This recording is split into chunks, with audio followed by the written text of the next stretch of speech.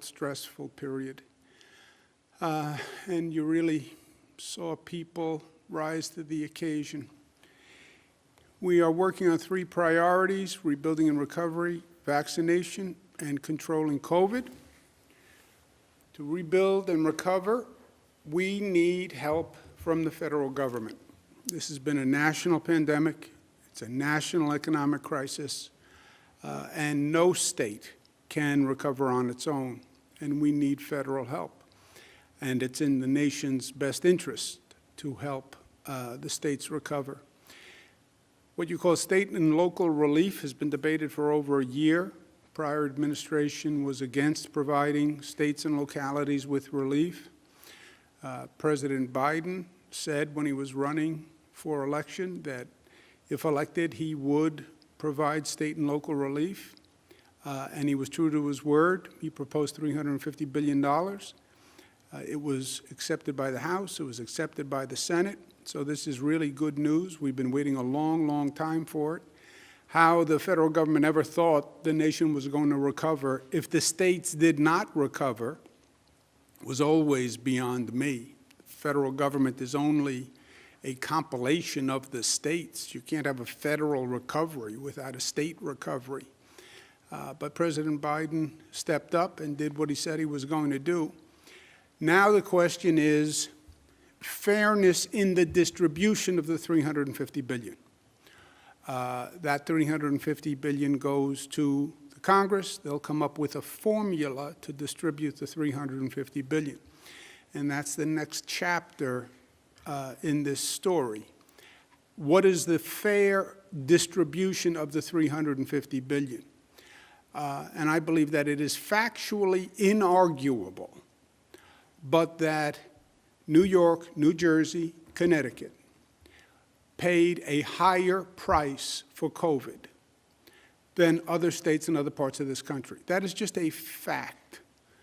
COVID came to the United States from Europe, not from China, and those flights landed in New York and New Jersey, and they populated the tri-state region. That's why we had the explosion in the numbers early on. That's why we had deaths here before they even had COVID tests, because the virus was coming for 3 months and the federal government had no idea. It was negligence by the federal government. And when you talk about fairness, the federal government should allocate funds in a way that is fair and fair to this crisis. When a state gets hit by a hurricane, that state gets relief. It's not that every state gets relief. The places that paid the highest price for the emergency, and our state and our region paid the highest price for the emergency. We also need fairness in the tax policy. What happened during the Trump administration is it was highly political, and they used taxes to actually hurt certain states and take from certain states. They took tax money from New York, New Jersey, other Democratic states, and they transferred it to Republican states. That's what the quote-unquote SALT provision was all about. SALT is technical and confusing, state and local taxes, but they, for the first time ever, taxed the taxes that people pay. It was the first double taxation in history, and it was a pure redistribution of wealth, saying we're going to take from the richer states and give to the poorer states. They took from New York, they took from New Jersey, they took from Connecticut, they took from California, and they redistributed that money to Republican states. We still have an open litigation on it. So we say to the Congress now, be fair. Repair the damage that was done with a hyper-political administration that preceded President Biden. And be fair in the distribution of the COVID relief funds. And fair is to distribute the COVID relief funds proportionate to the damage of COVID. That's the next step. Repeal SALT, because every day that SALT is still in place, you have people paying more in taxes that they shouldn't be paying. And it hurts this state and it hurts other states that were victims of the SALT attack. And distribute the COVID relief proportionate to COVID relief. I want to welcome our friend and our neighbor, a great colleague of mine, someone who we've worked hand in glove with all through this long year that really tested all of us and tested government, tested our individual strength to the core, but you got to see what people were made of. And I got to be in the trenches with Governor Murphy, and I can tell you that this is the kind of person you want to be in the foxhole with. He's been a great neighbor, a great friend, and an extraordinary public servant, and I'm pleased to be with him today. Governor Murphy, good to see your face. Good to see you, Governor Cuomo. Thank you very much for having me on today. And same right back to you, period, full stop. Not just for these 342 days, that takes my breath away, but for the past 3 years since I've had the honor of serving as governor of New Jersey, we could not have had as a state a better partner across the Hudson than you and your team representing the Empire State. Everything from tax fairness to battling the virus. People say, gosh, we don't see you guys as visibly with each other as we did in the spring and early summer. That may be true, but I want to echo what you've said. The partnership with you personally, with your team, continues as strong as it has ever been, and it has been invaluable. And that partnership has saved lives without question on both sides of the Hudson. I want to just echo very briefly 2 points that you raised, Andrew. Number one, the state and local aid. We desperately need it, and I won't repeat your great comments in terms of not just the need, which is inarguable, but also the way that the need should be apportioned.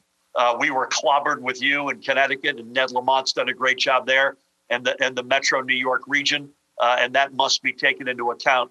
Not only getting the state and local over the goal line, which I know President Biden is committed to.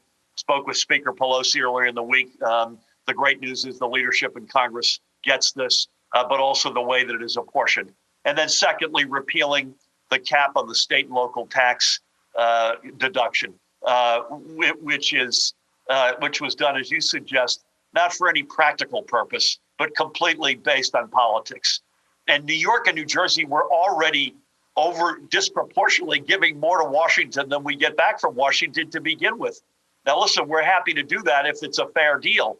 But this deduction cap made that deal a very unfair deal. Double taxation, as you rightfully point out, prioritizing other parts of the country ahead of our region, prioritizing the very wealthy and the biggest corporations over work and family. So it is high time that this thing gets taken off the books. The longer it stays on, the more people are going to get hurt. I think in New Jersey alone, Governor, it's been an increment of, I believe, of around $3 billion out of the pockets of our homeowners in the state. It's high time we got this thing off the books. I'm honored to be working on that with you and on so many other fronts. And thank you again for your extraordinary partnership and leadership.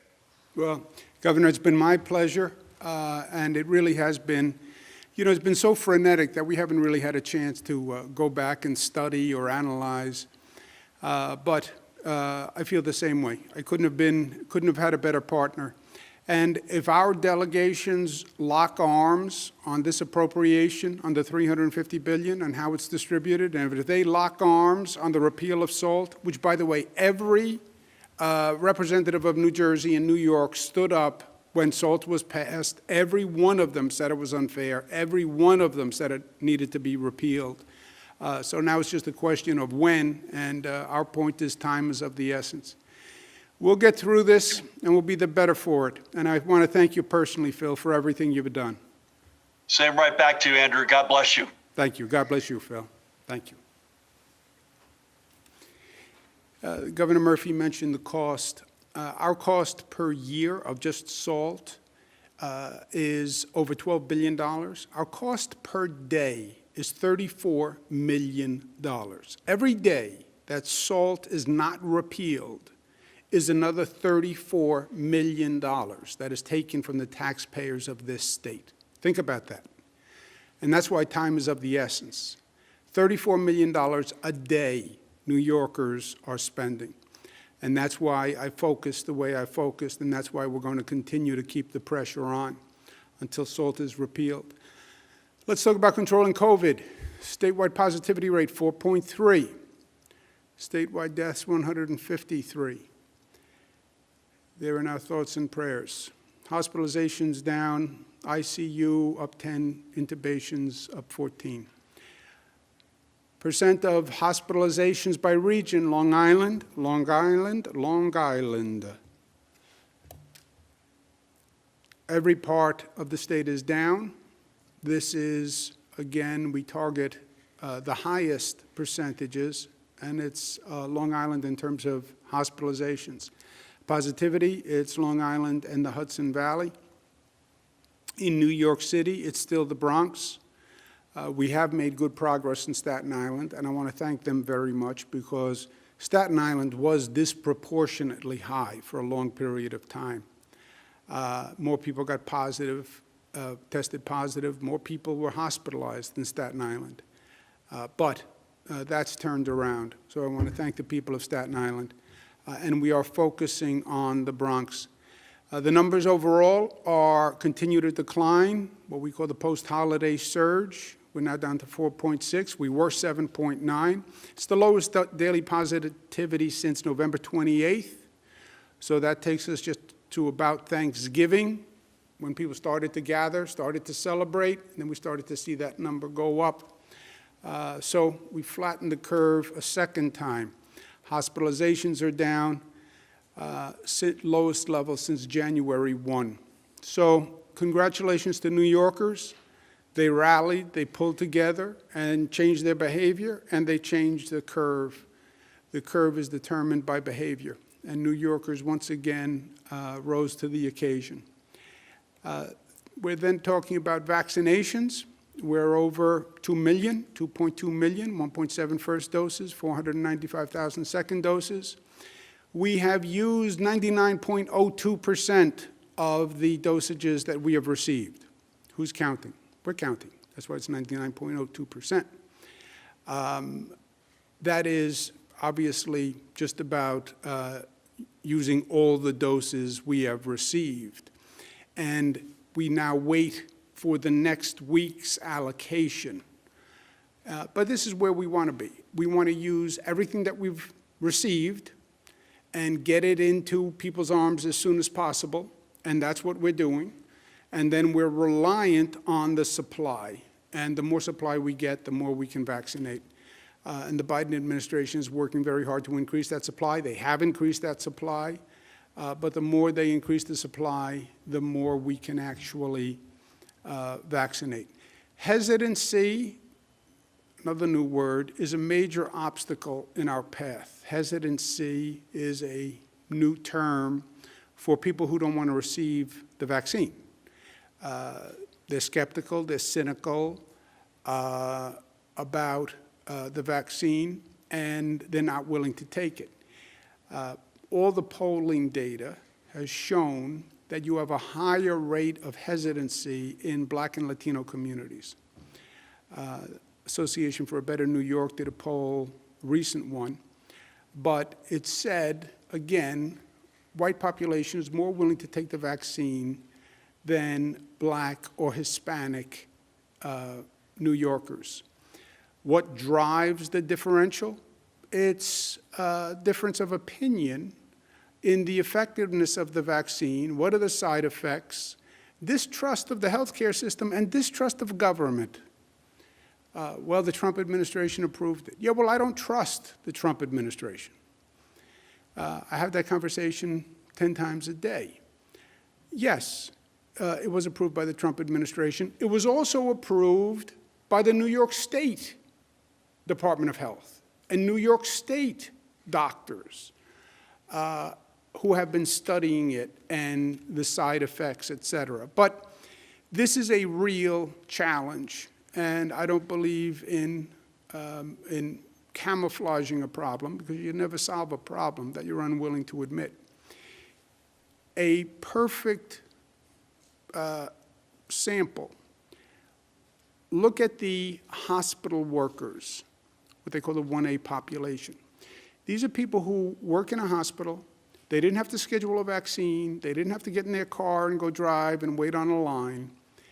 The hospital management said to the hospital workers, "We have the vaccine, please take it." And they asked the staff to take it for now 8 weeks, 2 months.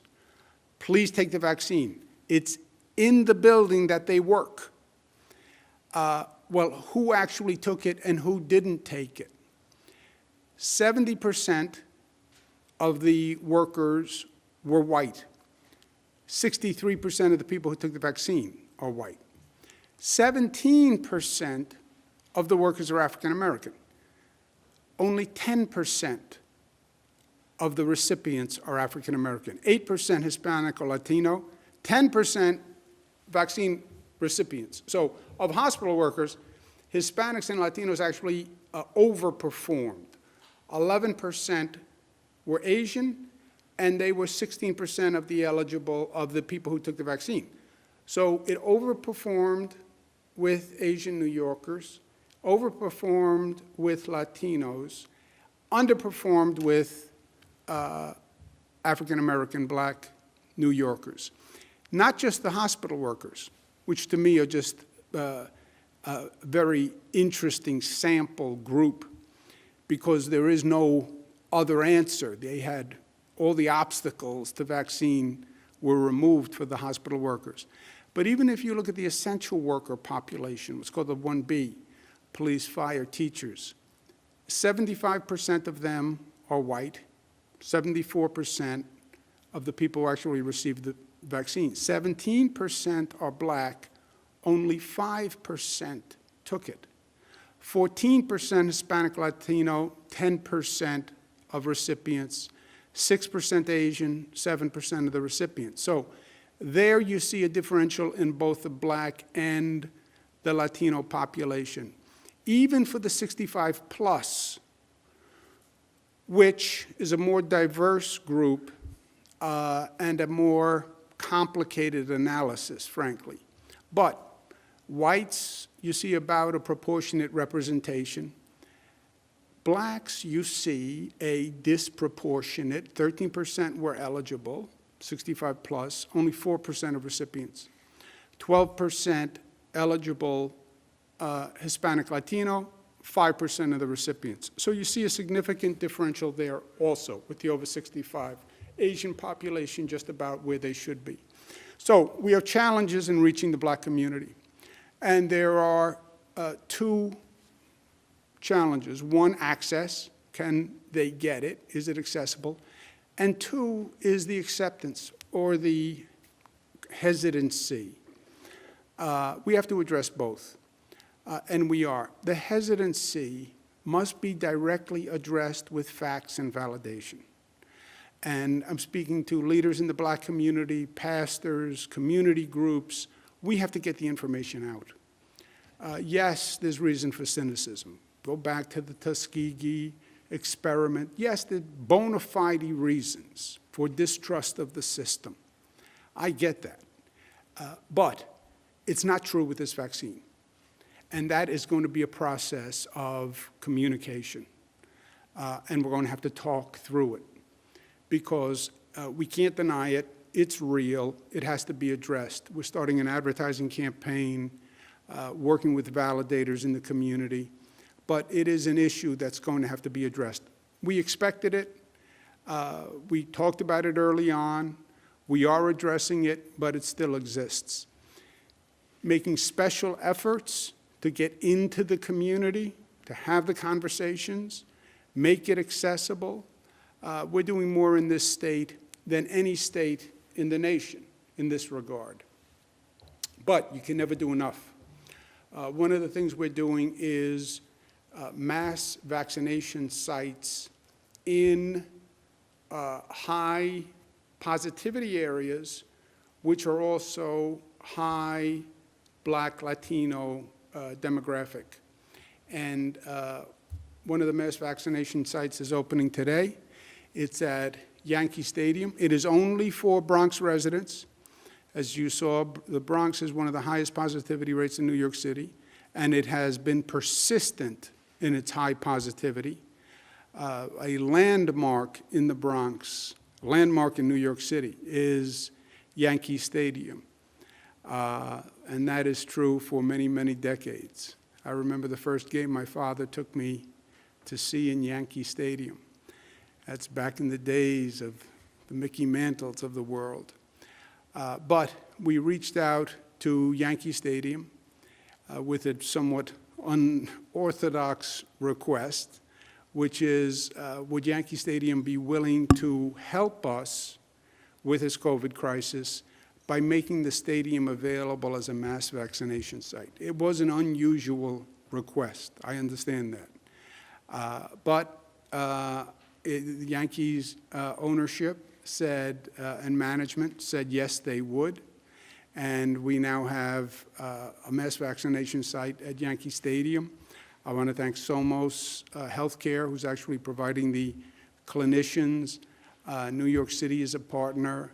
I want to thank them. I want to thank the National Guard, which is doing a great job setting it up. They really are extraordinary. But also I want to thank the Yankees themselves. And I want to thank the president, Randy Levine, who's been a good friend to all New Yorkers and always steps up to the challenge, no matter how different it is. And this was a different request. I get it. And Aaron Boone, who's the manager of the Yankees, and they had a very strong season, and we're going to see an even better one next year. And Mariano Rivera, who to me symbolizes in many ways the best of the Yankee spirit. And I've just been a phenomenal fan of Mariano Rivera and his style, his accomplishment, his performance, and his spirit, and his smile. He just has an infectious smile. And we have with us today the president of the Yankees, Randy, good to see you, the manager, Aaron Boone, and the Sandman himself behind the mask, Mariano Rivera. Randy, I know this was an unusual request. You stepped up to the plate, pardon the pun. I knew I would get on the field in Yankee Stadium one way or the other as a kid. I never thought it was going to be this way, but I'll take it. I've said to everyone who's going to Yankee Stadium, I promised you we wouldn't destroy the infield, any damage to the infield. The state is going to be responsible. I'll be there with a new sod, and I'll fix any divots that we create. But Randy, thank you so, so much. Thank you for what you did. Randy Levine. Thank you, Governor, and it's an honor to be with you today. Of course, we got our manager, Aaron Boone, and the only unanimous Hall of Fame person ever elected, the greatest, one of the greatest Yankees ever, Mariano Rivera. You know, from Hal Steinbrenner to the whole Steinbrenner family, let me just say that this is an honor and a privilege for the Yankees to be able to be your partner and the city's partner and Somos's partner in this endeavor. You know, this stadium is historical. It's built into the fabric of the city and the Bronx. We're part of the Bronx community. And this is bigger than baseball. This is a bigger purpose than baseball. So we are so honored and privileged to partner with you. We will do whatever it takes to make it better. I came in this morning, there are hundreds of people out there, and Governor, I wish you could see their face because it's hope. We're getting to the end of this. It's hope. And they're registering. Everybody here is communicating. The people on the ground are wonderful. Congratulations on the way this was set up, both to your staff and our staff. It's just phenomenal. So We're here to do whatever it takes because this is the most important thing that each and every one of us are dealing with every day. So please don't ever hesitate to call upon us for anything. And if it's okay with you, I'd like Aaron and Mo to say a few words. Please, please. Thanks, Randy. Thanks, Governor. This is an exciting day in the Bronx. And, this is a special place, Yankee Stadium, and has been the host of a lot of really special opening days. And I would say this is the most special opening day. The fact that, we're able to be out there and really saving lives in this community. Like Randy said, this is a day of hope. And it's really exciting to be here and to be a small part of this. So thank you. Mariano? Governor, thank you. Thank you for those kind of words saying thank you for having me, Randy. But it's amazing because I consider this my house. And I'm here with Dr. Ramon Talash of Somos, dear friend of mine. And it's wonderful what you guys doing, because I used to pitch here and save games. Now this is about saving lives. Randy mentioned it, and he said it. He cannot say it better than that. This is greater than baseball. We're talking about thousands and millions of people. And I walk around the people that were getting the vaccine, and I see so many smile faces. That's what it is all about. Hope is the name of the game right now. And thank God, yes, thank God for everything because Yankee Stadium has been provided. Many, many wonderful games and World Series, but now they're providing opportunities to come here to the people of the Bronx, our people, come here to being vaccinated, and I'm happy. That's why I'm here supporting them. They supported me for so many years. I'm here to support them now. Thank you very much. Well, Randy Levine, I can't thank you enough, and I can't thank you enough on behalf of all New Yorkers. Again, you're right. This is unusual times, but I'll tell you the truth. You really do get to see what people are made of. And when I called you, I knew how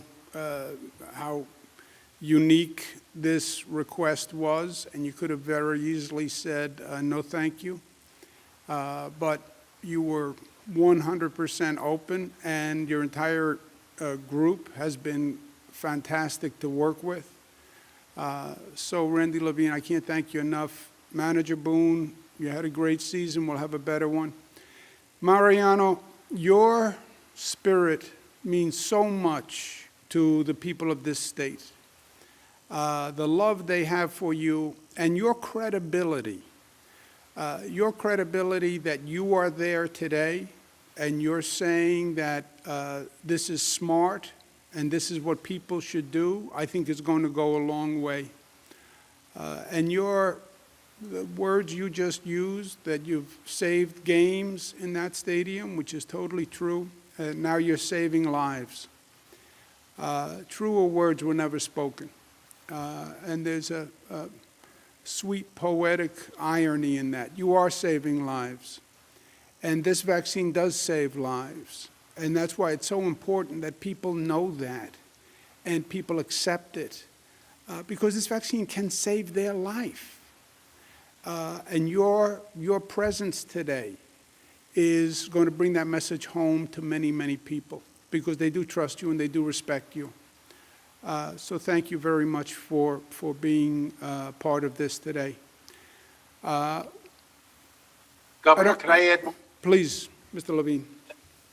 To help get people here, what we're going to do. So all you Yankee fans and baseball fans, we're going to have some Yankee, over the next couple of days, some little Yankee trinkets and gifts for people to help incentivize them coming down here. Well, Randy, Yes. I'm coming. Save some for me, Randy. So put them on the side. We got you covered always. Randy Levine, Mariano Rivera, Manager Boone. We'll replace the turf. You can take any of it. It's the one thing I'm competent to do on the field is to do the seating. That's all I can do. But Mariano, Mariano, Mariano, you should know, I've gotten pretty good at hitting a curveball in this job. I'll tell you the truth, because they throw a lot of curveballs in my league. Thank you all very much. God bless you. Thank you very much. Bless I'll you. see you Thank soon. you. Thank you. Okay. Oh, that was a treat. And that's an important message. And Yankee Stadium and the Bronx and Mariano Rivera, I hope people hear those words, and I hope they take them to heart. We have maintained a priority focus on hospital workers on the vaccine, or else, if there is another variant, if there is another surge, if the hospital workers are not vaccinated, they will get sick. If the hospital workers get sick, the hospitals will fail. That's why the priority for the hospital workers. Also, nurses, doctors, these are the frontline heroes. Everybody says that. They are more exposed to the COVID vaccine than anyone else. Everybody knows that. And if they ever got the COVID, they would be super spreaders. Everybody knows that. So we prioritized and focused on vaccinating hospital workers. We've made tremendous progress in that.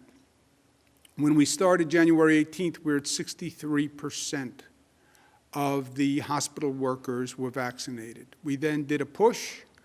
Every day I talked about it. We went up to 72%. We are now at 75%. That is exactly where we needed to be, and we are there. And it was a great effort on behalf of the hospitals to get there, and I want to thank them very much because it has been a tremendous amount of progress in a relatively short period of time. And remember, they are also dealing with the hesitancy issue in the hospitals. And they can offer to the staff, but they can't mandate that the staff takes it. So they did have to have the conversations and the education and the communication that we've been talking about. But many of the hospitals did a great job, and overall they did a great job because we're at 75%. There is still a very uneven performance in this regard, and this still has to be addressed. You have some hospitals that are at 100%, and then you have hospitals that are at 40%. That is a major disparity. And the differential between literally the higher performing and the lower performing is over 100%. So that is a problem. I've asked the local health departments, please focus on the lower performing hospitals, especially those local governments that run the hospital. These are your hospitals. Please get the performance up. But overall, it has been a great, great success. The hospitals have had 8 weeks to focus on their staff, and that's how we achieved the 75%. We're giving them 1 more week to do the last workers. Please go back and appeal to them 1 more time, the people who haven't taken it. Talk to them about the facts. Talk to them about the experience of people who have taken the vaccine. We now have over 2 million New Yorkers who have taken the vaccine. You have a lot of data on possible side effects, et cetera. We're not asking them to go first. They'd be number 2 million and 1, right? So please go back and try 1 more time, but 1 more week for this allocation. And then what we're going to do is reallocate the doses that were set aside for the hospital workers. And we will then give that allocation to the local health departments to do people with comorbidities. And that will start February 15th. The hospitals will still get enough doses to do who they have to do and who they've scheduled, and any workers who they can convince to take it. But an allocation above that will be given to the local health departments, and we're going to open it up to people with comorbidities. We do not have a supply that can reach everyone. We understand that. So the prioritization is to reach those people who are most at risk or most essential to this period of time. But February 15th will open it up to people with comorbidities. Comorbidities and age are the major factors in COVID mortality. And just hear this one number. 94% of the people who die from COVID are people with comorbidities or other underlying conditions. 94%. So, why don't we do this group of workers? Why don't we do this group of workers? You do every group in this state when you do people with comorbidities. If you are a carpenter with a comorbidity, if you are a teacher with a comorbidity, if you are a homemaker with a comorbidity, if you're a lawyer with a comorbidity, whoever you are, 94% of the deaths are people with comorbidities. Yes, we had to do hospital staff. Yes, nursing homes.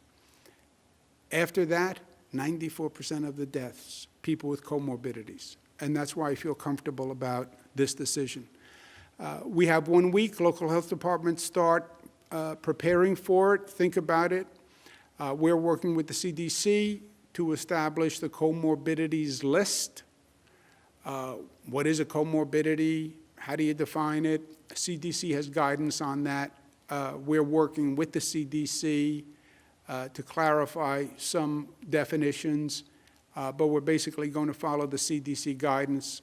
Local health departments have a week. Hospitals, you have 1 more week to get your hospital staff to accept the vaccine, and then we'll focus on the comorbidities. Questions of the use of the second dose as the first dose. That is a federal decision. The state does not make that decision. The federal government controls the allocation. We get a first dose allocation, we get a second dose allocation. When we get it from the federal government, they say use the first dose for the first dose and the second dose for the second dose. That's why there's a first dose allocation, and that's why there's a second dose allocation. The FDA has spoken specifically to this.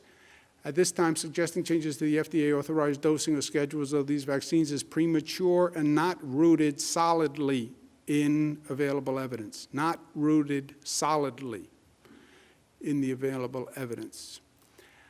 Without appropriate data supporting such changes in vaccine administration, we run a significant risk of placing public health at risk, undermining the historic vaccination efforts to protect the population. So their federal position is clear. This is the Biden administration. We work very closely with them, and they are a very respected group of public health officials. CDC, the second dose should be administered as close to the recommended interval as possible. CDC continues to recommend that people get their second dose as close to the recommended interval as possible. So the federal position is clear. Use the first dose for the first dose. Use the second dose for the second dose. I have spoken to them about using a percentage of the second dose for the first dose. It's complicated, but I think it could be done. The federal government is not there at this point. They have not approved it. But if they do approve it, then New York is ready, willing, and able to do it. But it's a federal decision. Johnson & Johnson filed for an emergency use authorization. This is a big deal. The meeting is going to be in a couple of weeks. But if they approve Johnson & Johnson, it's a game changer. It's a single dose, not 2 dosages, which makes a phenomenal logistical difference. And it does not require the cold storage chain that Pfizer requires. Pfizer requires significant cold storage that most facilities don't have. Hospitals do have the cold storage capacity for Pfizer.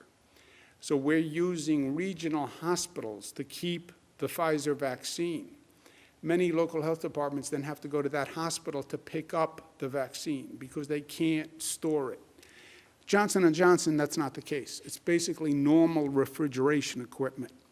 So single dose plus no cold storage chain, that is a very big deal. They're talking about a possibility of 100 million doses by June. That would be a huge deal. So fingers crossed, but this would be a massive supply differential. To remind local governments, we have to have a police reform plan in place on April 1. I understand that dealing with public safety is not an easy issue. I get it. I also understand that it is an essential issue. We're talking about rebuilding the economy. We're talking about reopening. We're talking about getting people to go back to work. We're talking about getting people to come back from vacation homes and go back to cities. They have to be safe. They have to be safe. That is the foundation. And yes, I get the tensions, and I understand it's hard to address the tensions between the community and the police, but it's always about trust and respect. And the collaboratives have to be undertaken, and we have to have the conversation, and we have to reach a place of commonality. And that's 55 days away. Local governments that don't have a passed public safety reform plan passed by the legislative body, signed by their chief executive, they will not be eligible for state funding. And if they receive state funding, there would be a monitor that would be put in place. So 55 days, please, let's get this done. Variants of interest, another new term, goes in the new COVID dictionary with hesitancy. Variants of interest. We've identified 15 new variants of interest cases, 59 total UK strains in New York now. That number is up. The UK strain is reportedly up to 70% more transmittable. That is a frightening thought. So we're watching it closely. CDC is watching it. Other countries are watching it. But we do now have 59 cases. This is where they are. It's all throughout the state, and it is something that we are watching. All those numbers are now on the way down. All those numbers are on the way down. Well, what could change it? A variant strain could change it. A variant strain that is more infectious, more transmittable, or more lethal, or a variant strain that is resistant to the vaccine. Those could all be game changers. So we deal with the here and now. We deal with the facts that we have now. We deal with the reality that we face now. But we're aware of new possible threats in the future. If those new possible threats actualize, we will respond to them accordingly, as we have all through this. Mariano Rivera, you don't know what the pitcher is going to throw. The pitcher throws the ball. You watch the pitch, and you adjust the swing accordingly. So we wait to see what the COVID pitcher throws, depending on whether it's a fastball or a sinker or a curveball, then we will adjust our swing accordingly. But right now all the numbers are down, but we're aware that the pitcher has the capacity to throw a curveball. And we are ready for the curveball if that pitch comes. Yesterday, I sent a letter to the congressional delegation, and I had a conversation with them on the phone on the same topic that we talked to Governor Murphy about earlier. The allocation of the $350 billion is everything. And I understand the congressional process. I respect the congressional process. I understand that COVID has affected every state. COVID has not affected every state. the way it has affected this state. That is the fact. My job as governor of New York is to represent the people of the state. I fight for the people of the state. That's what I do. That's what I'm supposed to do. That's my oath. This state deserves a disproportionate amount of the federal aid because we had a disproportionate amount of the pain and the loss. We had more economic loss. We had more deaths. We had more disruption. In many ways, we did the nation a service because we dealt with this issue before anyone else. And they could see what was happening in New York and learn from what was happening in New York. Going second or going third or not having the COVID issue until 3, 4, 5 months after New York dealt with the problem was a significant advantage. We had no notice. That's why I call it an ambush. We couldn't prepare our hospitals. We couldn't prepare our people. We didn't even know it was here because the federal government never told us. That's why it's their federal negligence. Now you're going to allocate funding to pay for the damage. We had more damage. Hurricane hits a block. There are 20 homes on the block. Some homes have more damage than other homes. You have to allocate funding to rebuild the homes on that block. The homes with more damage get more funding because they had more damage. All 20 homes don't say, we should have the same amount of money and the same amount of funding because we were all involved in the hurricane. No. The house that had more damage from the hurricane should have more funding because they have more repairs to do. No house was more damaged than the house of the state of New York.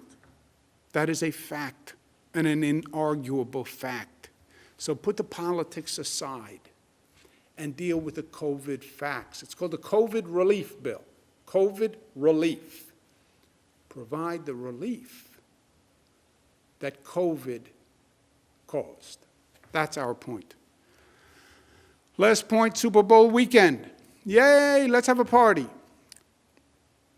Let's have a party, but let's celebrate smart, right? We just went through the holiday surge. Celebrate, but celebrate smart. Super Bowl, celebrate smart. And the Bills aren't even in the Super Bowl this year. So TV works fine. We are New York tough, smart, united, disciplined, loving. Let's take some questions. Operator? Thank you, Governor. If you'd like to ask a question, please use the raise hand function at the bottom of your window. We'll take a brief moment to compile the Q&A roster. Governor, your first question comes from Peter Haskell at WCBS 880. Peter, your line is now open. Please unmute your microphone. Hey, Governor, I want to ask you about indoor dining. I get that Valentine's Day is the start, but a lot of couples prefer not to go out on a school night. Would you consider changing that to Friday or Saturday? And secondarily, what about extending the curfew outside of New York for Super Bowl Sunday?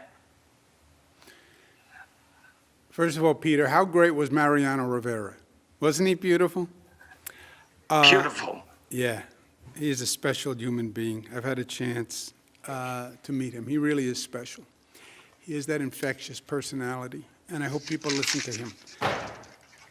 First of all, true romantics honor Valentine's Day as Valentine's Day.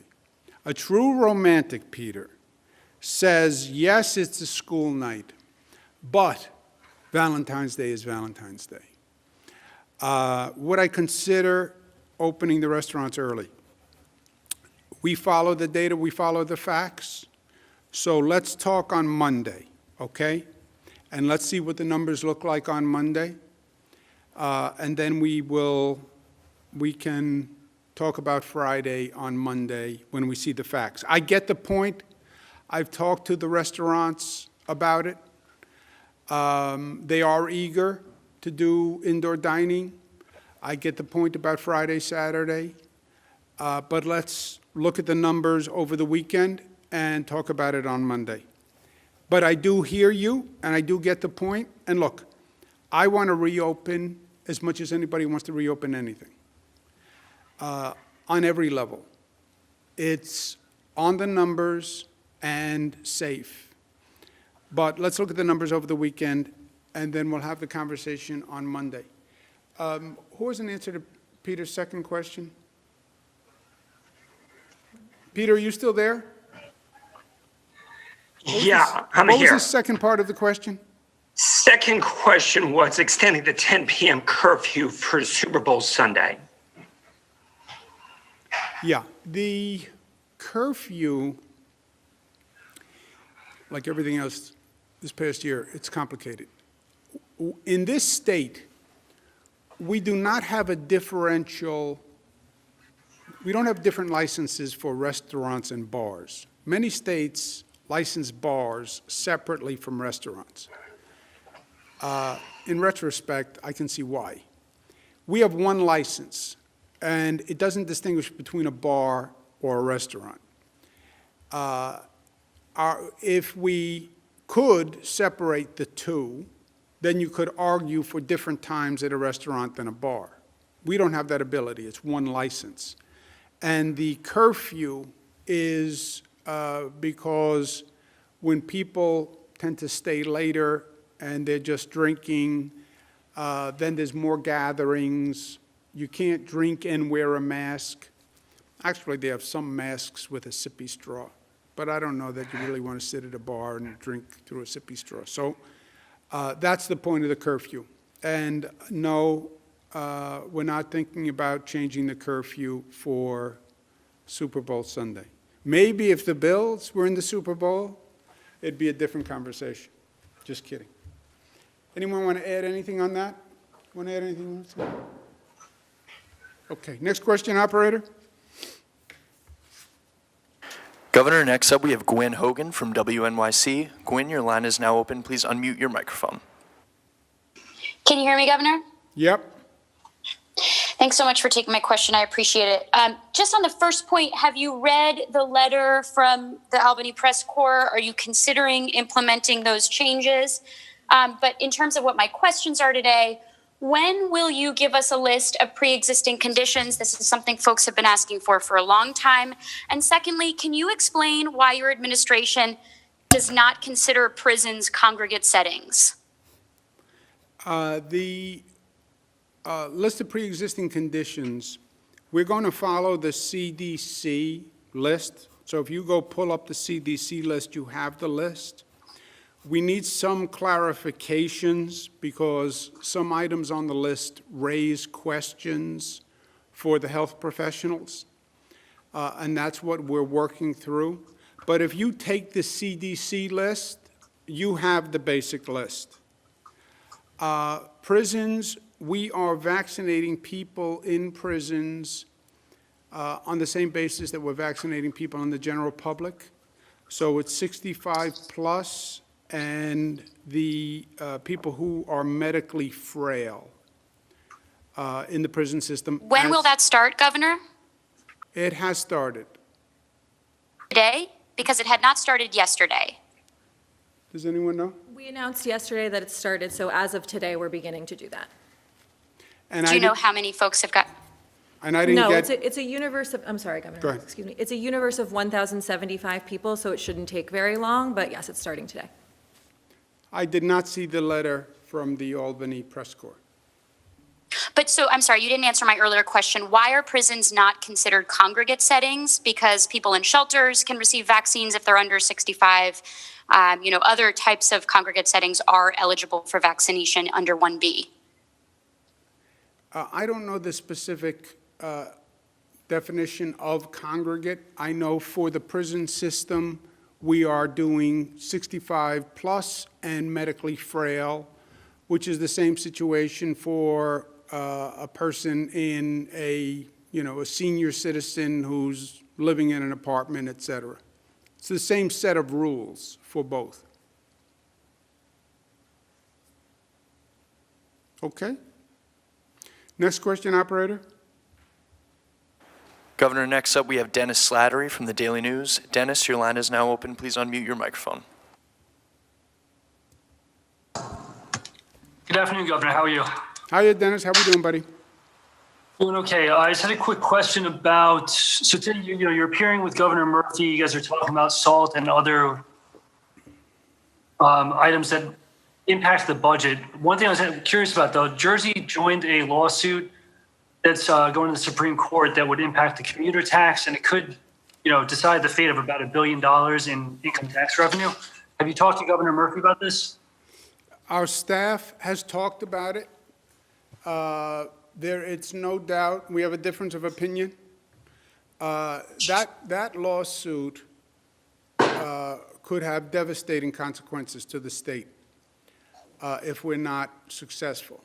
I believe we will be successful, and we should be successful, but there's no doubt that it would have devastating consequences. But look, at the same time, Dennis, there is no path forward that doesn't bring back the New York City or New York State economy, right? There is no long-term path that doesn't address the chronic problems in New York City. The COVID issue, vaccines, crime issue, these have to be addressed long-term.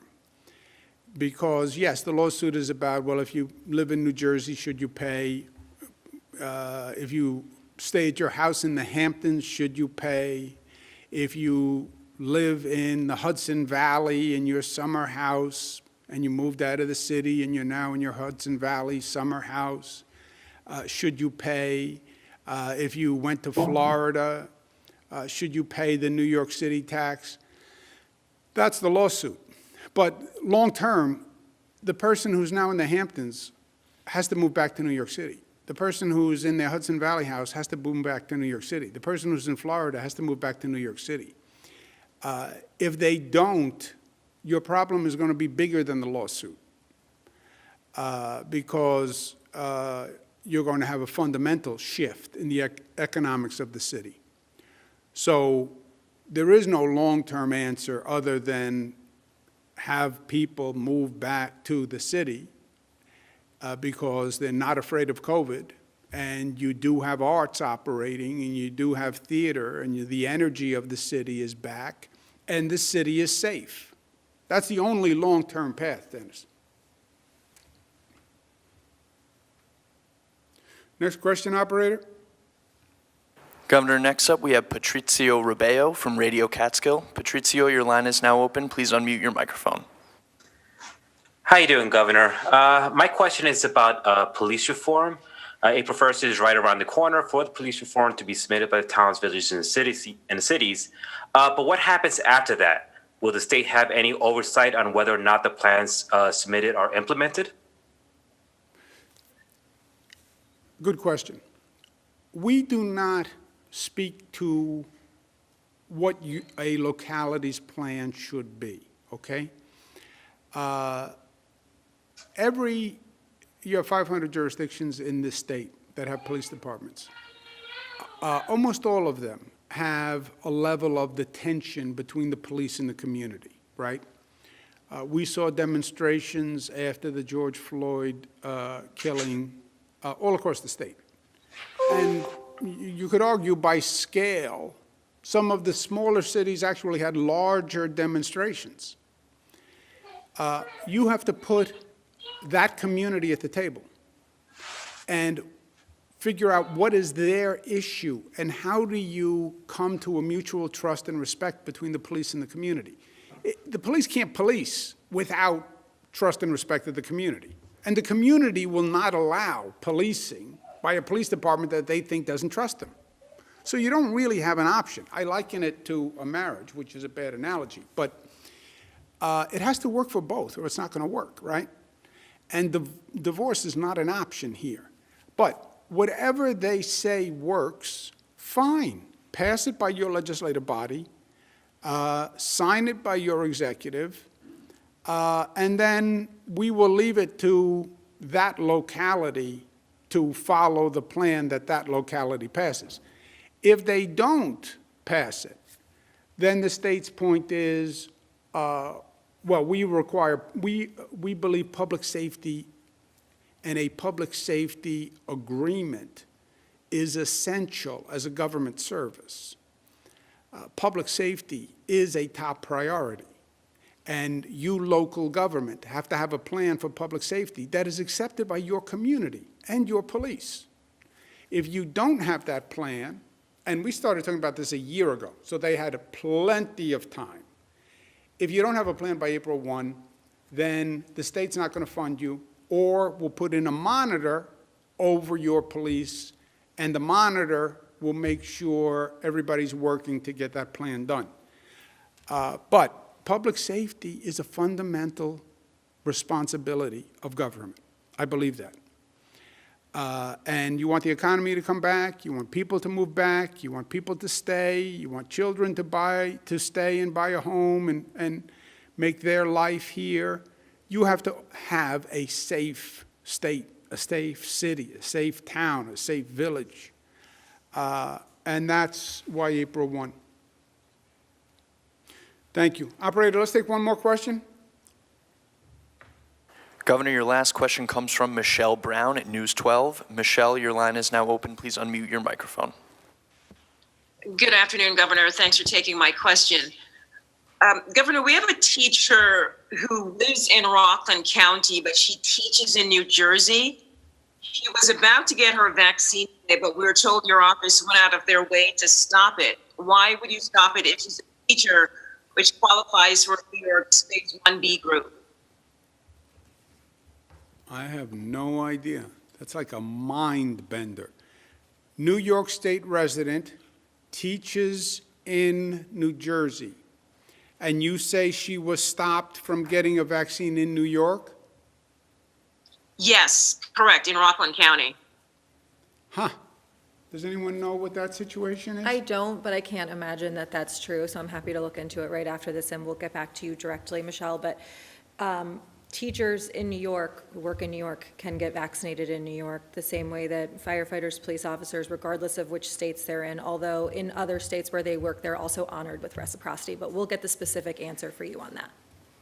I could see, Michelle, where someone was confused at a site, right? Because this is a little wrinkle on the situation. But our policy is no, they would receive a vaccine in this state. Is Governor Murphy still there? Nope. All right. Thank you, Governor. Thank you, Michelle. All right, thank you all very much. Have a good weekend.